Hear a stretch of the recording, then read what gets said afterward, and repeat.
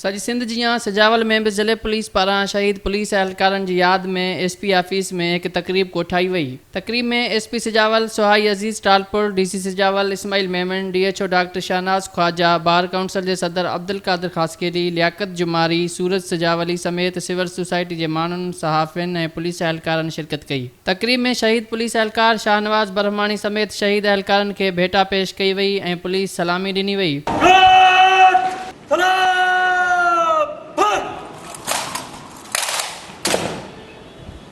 उन मौके ते SP सोहाई अज़ीज़ टालपुर ऐं DC Sujawal Sindh TV news सां ॻाल्हाईंदे चयो त पुलिस खाते कंहिं बि शहीद एहलकारनि खे नाहे विसारियो। शहीद असांजा सरमाया आहिनि ऐं असां हर वक़्तु पंहिंजी शहीदनि जी फैमिली सां गॾु मौजूदु आहियूं, गॾु बीठल आहियूं।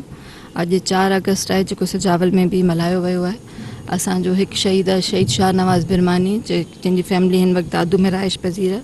असांजा जवान बि उते विया आहिनि ऐं असां हिकिड़ी पंहिंजी चौकी जेका आहे उन जो नालो चेंज करे शहीद शाहनवाज़ बिरमानी रखियो आहे। असां पंहिंजे शहीदनि जी क़दुरु करियूं था, उन्हनि सां गॾु मौजूदु आहियूं। तो ख़ुदि रब्बुल आलमीन फरमायो आहे त उन्हनि खे मुर्दा न चओ, उहे जीअराइनि ऐं उन्हनि खे रोज़ी मिले पई। ऐं असांखे फ़ख़्रु आहे असांजे सिंध पुलिस खे, सिजावल जी पुलिस खे ऐं शहीद रहमान साहब जेको असांजो सिजावल जो आहे जेको दाड़िलनि सां मुक़ाबिलो करे उनखे असां जी पुलिस जेका आहे सा सिर्फ़ु ॾुआरियुनि सां मार ॾोड़ न अटकाईंदी आहे, पर हर एमरजेंसी जेका बि हुजे, रिसेंटली जेका कोरोना हले पई उन सिलसिले में बि न पंहिंजो पाण खे मिलायो आहे। आख़िर में शहीद एहलकारनि जे मग़फ़रत लाइ दुआ पिणु घुरी वई। कैमरामैन शफ़ीक टीपू सां गॾु हनीफ़ मला, सिंध TV न्यूज़ सिजावल।